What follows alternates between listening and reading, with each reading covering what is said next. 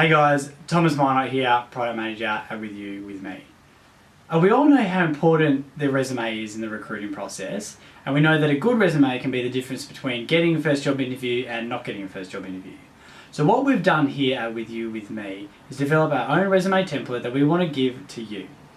This template is going to act as a bit of a reference point and a bit of a guide as to what kind of content should be in your resume. Attached to this video is also a tutorial where I go through the resume template and basically draw out what I believe to be the really important things that you should focus on in your resume. Guys, as always, all the best in your transition, and if you ever have any questions, please don't hesitate to get in touch. Thanks. Right, as I just said, I'm going to go through the resume template that we've developed all for you. We've even put it in a Word doc so that you can copy and paste and cut and paste this bad boy till your heart is content. Before we get into it, I'm just going to run you through, skim over it so you know where we're going with this. Let's look at these bits: career goals, competencies, employment history, education, commendations, others, referees. Okay. Now this particular resume is 5 pages long, and I would say is at the upper limit. You don't want to go over 5 pages, but you also don't want to go under 2 pages. The whole resume on a page, that can be a tutorial for a whole other time, but really you should be aiming for 3 to 5 pages. And don't forget guys, it is about quality, not just quantity, okay? All right. Starting with just a bit of insight, I guess, guys, to how HR use resumes and what they want to get out of resumes. If you do any research into resume hotspots, you'll quickly realize that HR don't actually spend a lot of time looking at your resume. In fact, they might only spend about 30 to 60 seconds looking at your resume before they decide to look at it further or move on to the next resume. A lot of the reason behind this is simply because when they put out a job advertisement, they might get over 100 different applicants apply for that role, and they obviously have to go through each one of those resumes. So they're just initially going to be skimming across those 100+ resumes, looking for some key bits of information. The key bits of information are going to be things like your employment history, your education, and any commendations that you might have. The reasons for that is that the role that they might be trying to fill is going to have set criteria that have been outlined by the line director, the general manager, the director, whoever owns that job essentially. So they have got set criteria that they need to fill when they start looking for candidates. So it's important to understand that, because then when you reverse engineer how you want to now build out your resume, you want to be one of those candidates that the HR person is going to spend more than 30 seconds looking at your resume.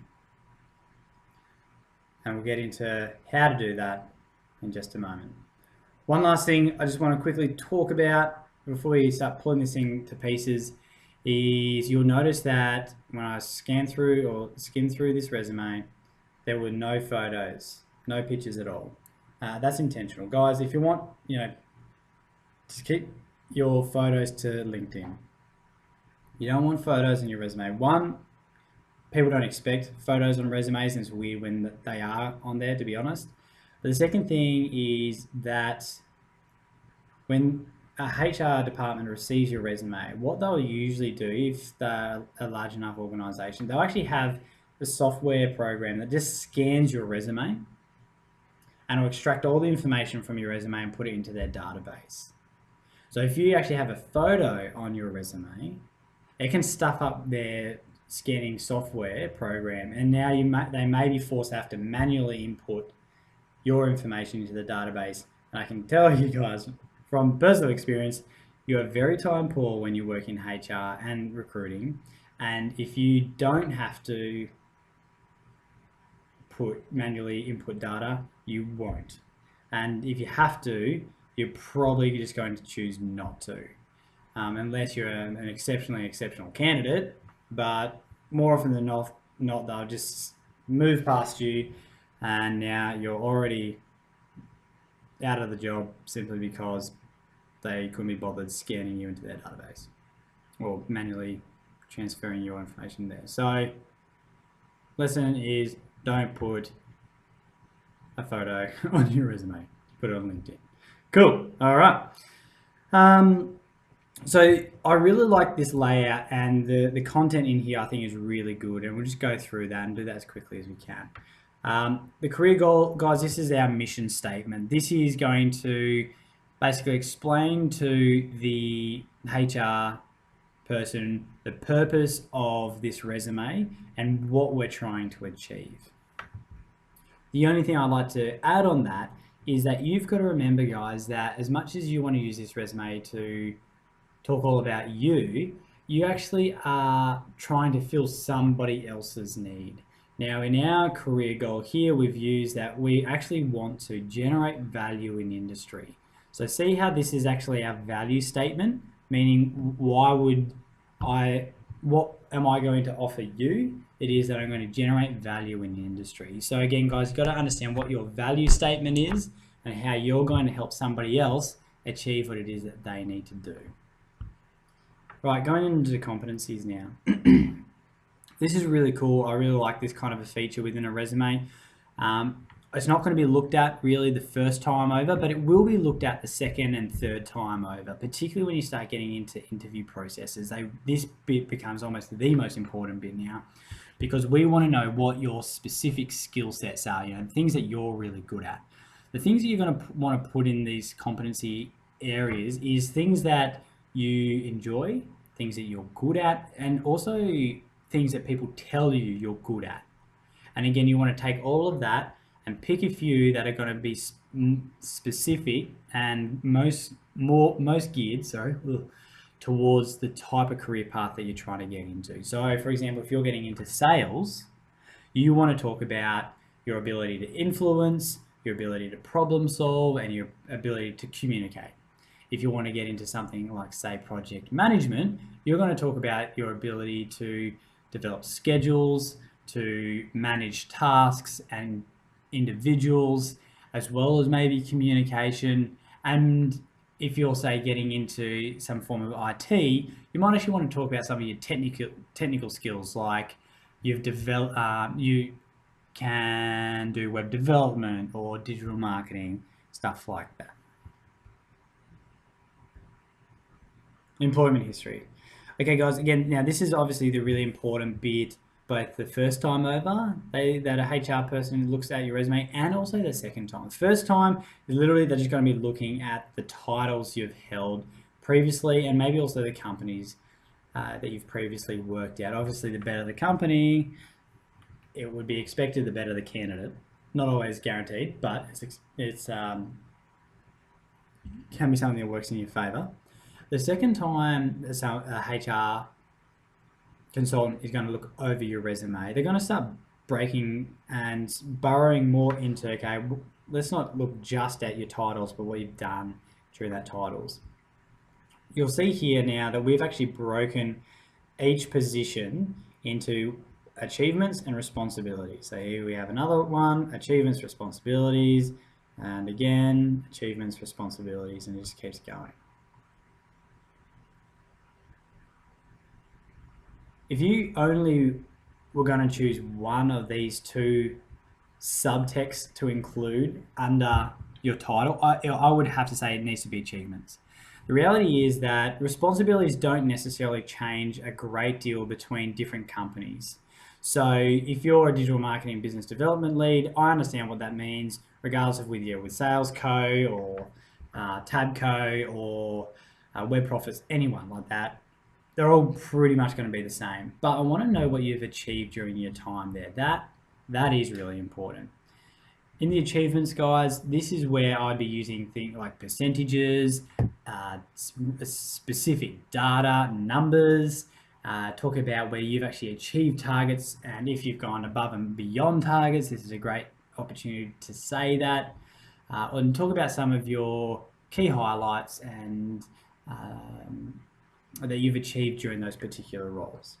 Okay, moving on. So this person you actually notice obviously is coming from a role outside of defence. So it looks like they're already out of defence and they're applying for another role. Though maybe, I don't know, maybe they're in reserves or something.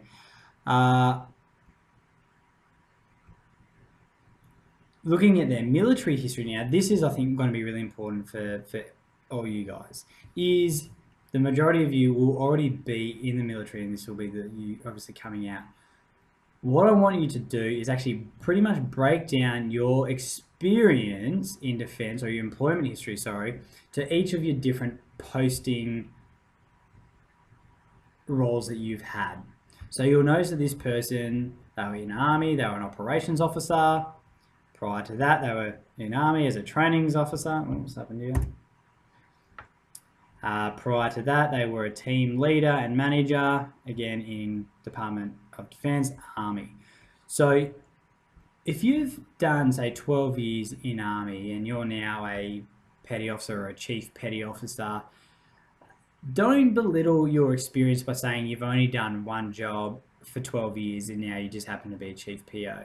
Break it down into all the different posts you've actually had during that period, and particularly the ones that are going to be relevant for your next career path that you want to get into.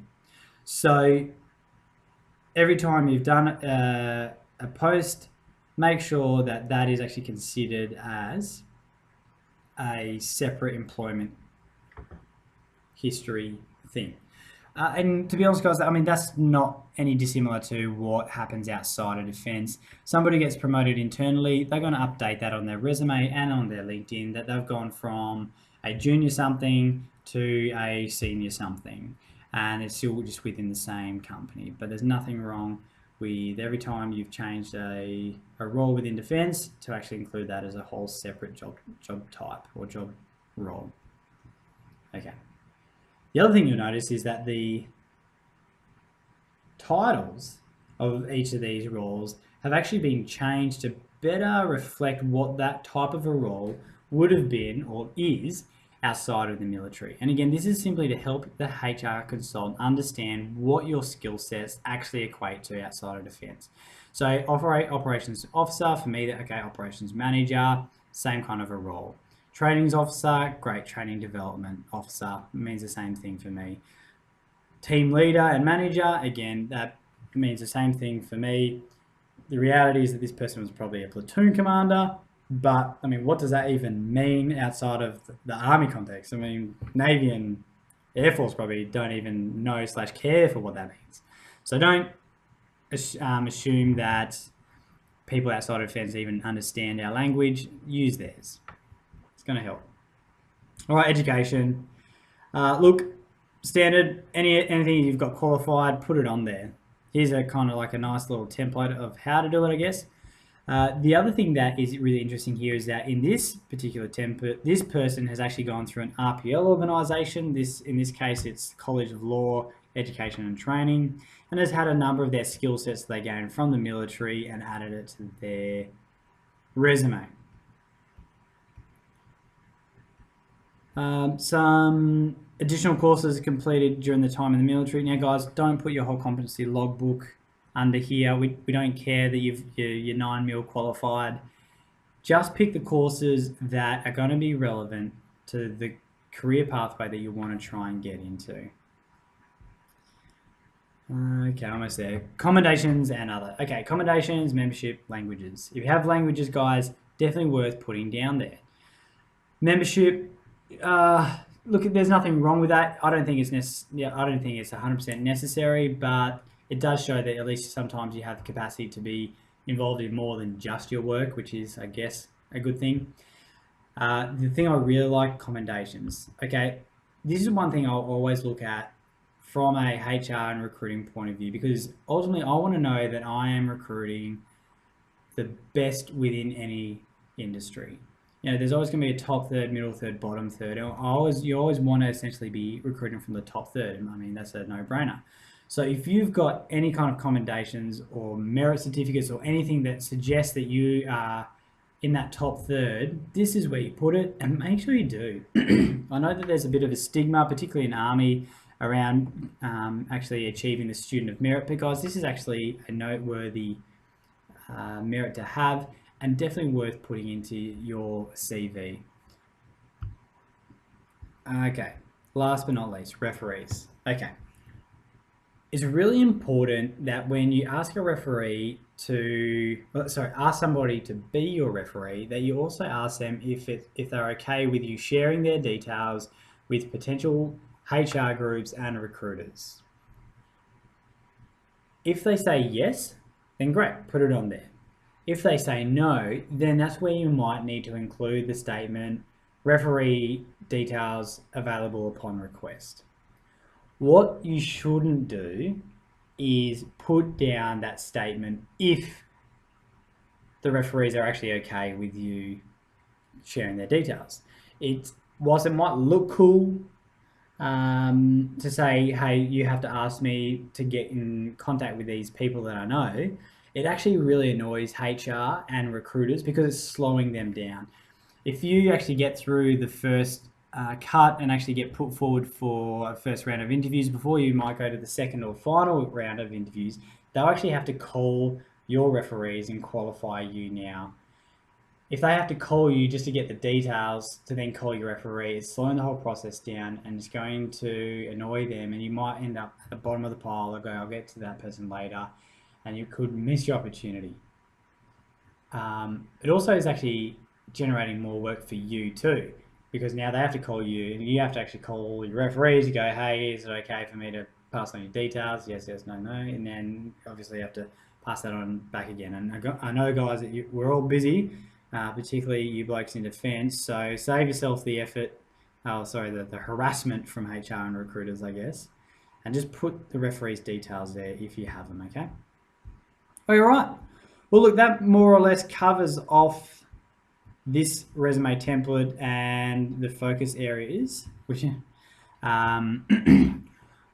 one last thing that I just really quickly want to talk about before the end of this tutorial, and it's around how a HR consultant will use their database. So like I said right at the very start, they'll use a scanning software program to